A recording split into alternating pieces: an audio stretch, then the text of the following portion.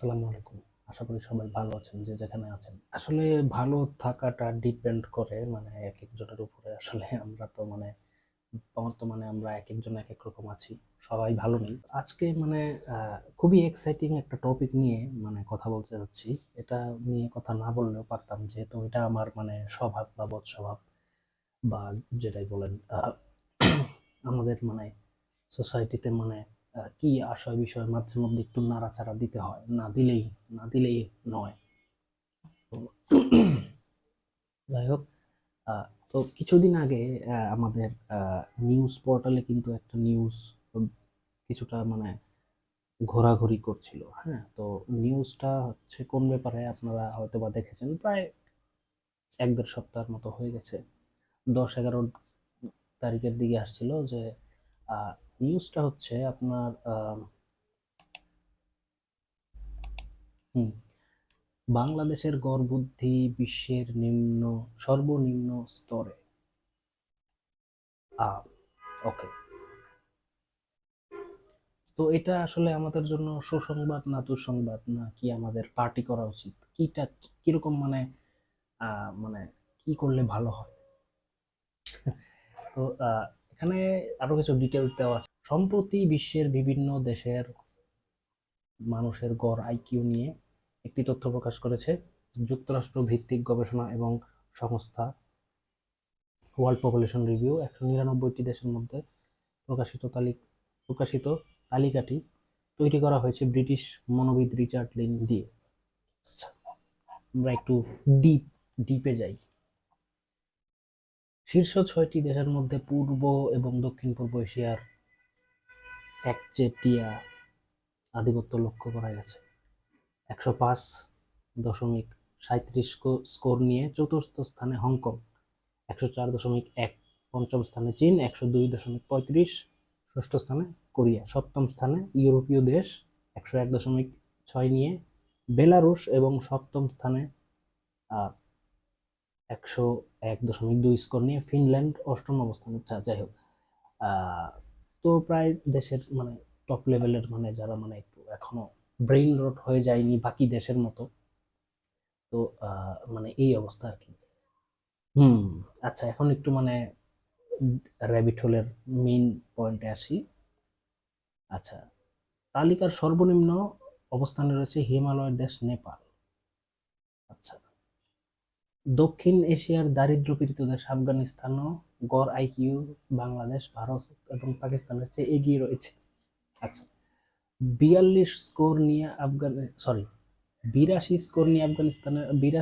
নিয়ে আফগানিস্তানের অবস্থান 103তম।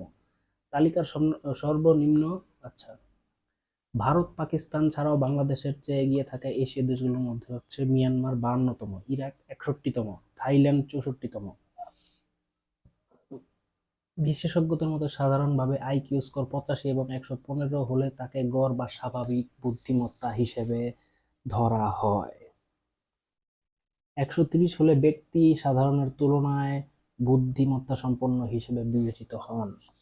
আর আইকিউ স্কোর 160 ছাড়িয়ে গেলে আচ্ছা জিনিয়াস হওয়া হয়। ওকে ওকে। হুম। আচ্ছা, তো আসলে আপনার বর্তমানে যেই জিনিসটা 198টি দেশের মধ্যে 150তম, এবং ব্যাপারটা নিয়ে এক একজনের এক এক রকম মতামত হতে পারে। কেউ বলতে পারে আমরা খুবই জিনিয়াস, কেউ বলতে পারে আমরা হ্যাঁ হ্যাঁ, অনেক ঠাট্টা মশকরা করলাম। এখন একটু রিয়েল লাইফের দিকে আসি।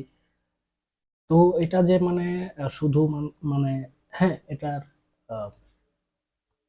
150তম, এটা যে ডিটেলসটা দেওয়া আছে বা সমীকরণ করা হয়েছে, এটা একটু আগে বা পিছনে হতে পারে, কিন্তু এটা যে পুরোপুরি ভুল তেমনটা না। এবং আমরা এই যে আপনার যে আইকিউ যেই রেজাল্টটা দেওয়া হয়েছে, গড় আইকিউ 74। হ্যাঁ, আচ্ছা। এবং এটা কিন্তু আপনি যে কোনো একটি জেনারেশনের মধ্যে সিল মেরে দিতে পারবেন না। এটা আপনার কম বেশি সব জেনারেশনের মধ্যেই পড়বে, যেটা এই বর্তমানে পিচ্ছি জেনারেশনের আগে আর্লি 2000 বা নাইনটিসের আগে যাদেরকে মুরব্বি ক্যাটাগরিতে ফেলতে পারবেন বা চাচা ক্যাটাগরিতে, সবার ব্যাপারে কিন্তু মানে এটা প্রযোজ্য হবে।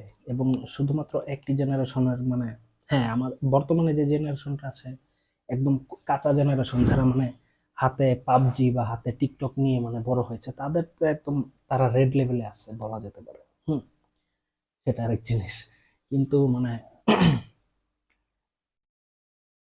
এই যে আপনার এই যে রেজাল্টটা যেটা আসছে, এটা কিন্তু আপনার, এটা শুধু রেজাল্টই না, এটা আপনি মানে রিয়েল লাইফেও দেখতে পারবেন। আমরা যদি গত 2-3 বছরের অবস্থা, বা আমরা যদি পিছনের যেই বছরটা আমরা ফেলে এসেছি 2025 সাল, ওইটাও যদি আমরা দেখি, ওই বছরটার ঘটনাগুলো যদি আমরা দেখি, যে মানে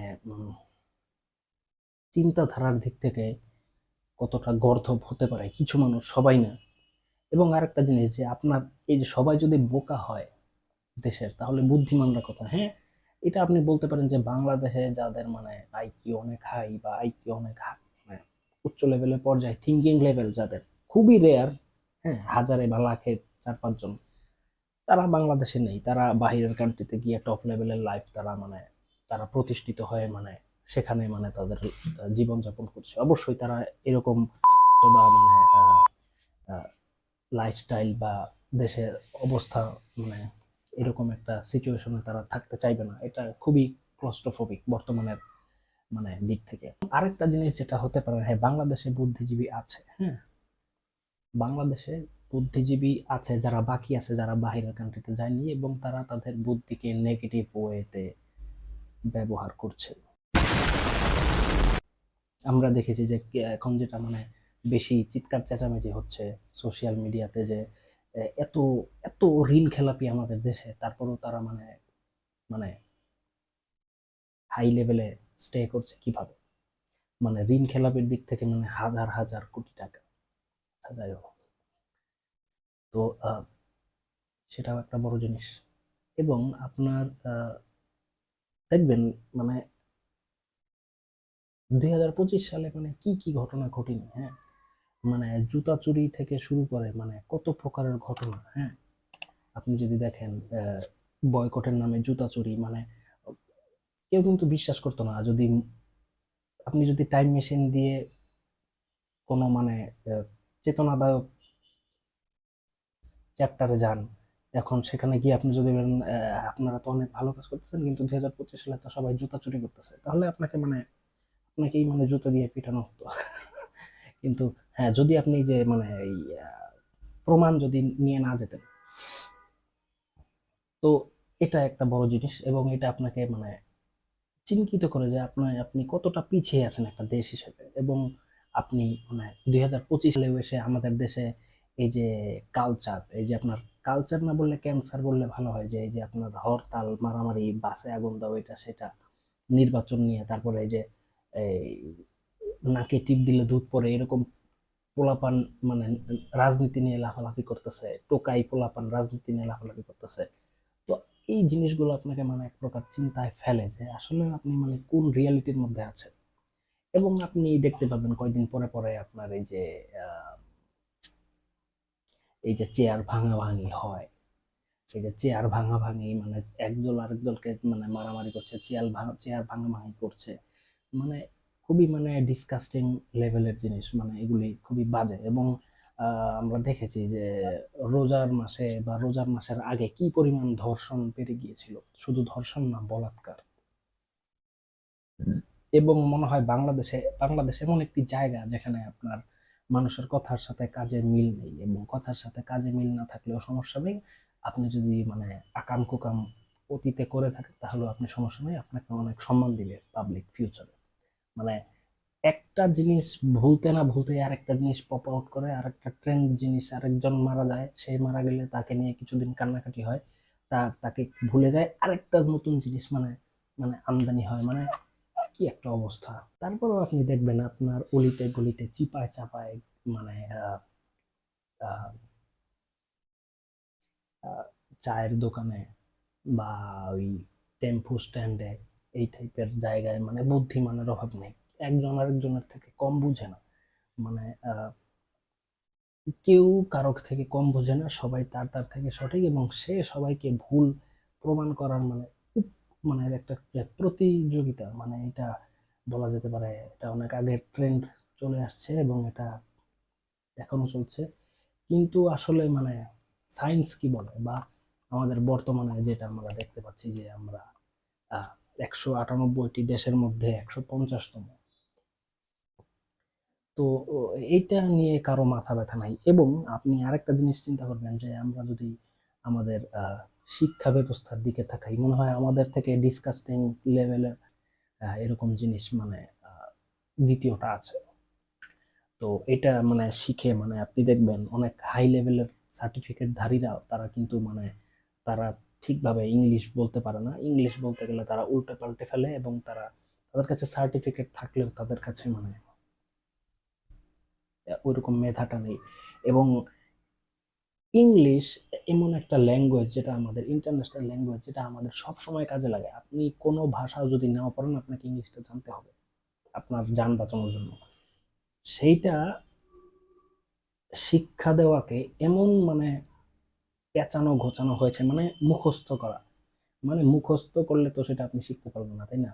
মানে মুখস্থ বিদ্যা ভয়ঙ্করী, বা কি জানি একটা কথা আছে, অনেক আগের কথা, এটা আগে শুনতাম যে মুখস্থ বিদ্যা ভয়ঙ্করী। মানে তো এই জিনিসটা মানে একটা ভাষাকে আমরা, বাংলা ভাষা, এটাকে আমরা শুনতে শুনতে শিখি, এবং এটা বলতে আমাদের কোনো ভুল হয় না।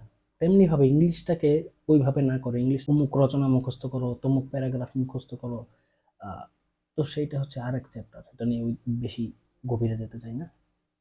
তো মোট কথা হচ্ছে আপনার এই যে দেখেন, এটা যে আমাদের 150তম চলছে, করোনার পর থেকে যদি আপনি দেখেন, করোনার সময় তো অনেককেই মানে অটো পাস করে দেওয়া হয়েছে, যারা গাধারাম বা মানে আহ, মানে আরো যদি বাজে লেভেলের কোনো কিছু বলি, এখন ইউটিউবে বলতে চাই না, তারাও কিন্তু মানে পাস হয়ে গেছে। তো তাহলে আপনার এইভাবে, এবং করোনা থেকে শুরু করে এই পর্যন্ত, বা এইভাবে যদি আরো 5-10 বছর যায়, তাহলে আমাদের 198 এই দেশের মধ্যে 198তম হতে দেরি হবে। এটা আসলে বলার কারণ আপনি দেখতে পাচ্ছেন সবকিছু আপনাদের দেশে। এবং যদি আপনার 70%, এবং যারা বুদ্ধিমান, আমি বলেছি বুদ্ধিমানের মতোই কাজ করবে, তারা হয়তো বা দেশের বাইরে যে তাদের লাইফ সেটেল করবে, অথবা দেশেই মানে ওটাকে নেগেটিভ ভাবে মানুষকে ম্যানিপুলেট করবে।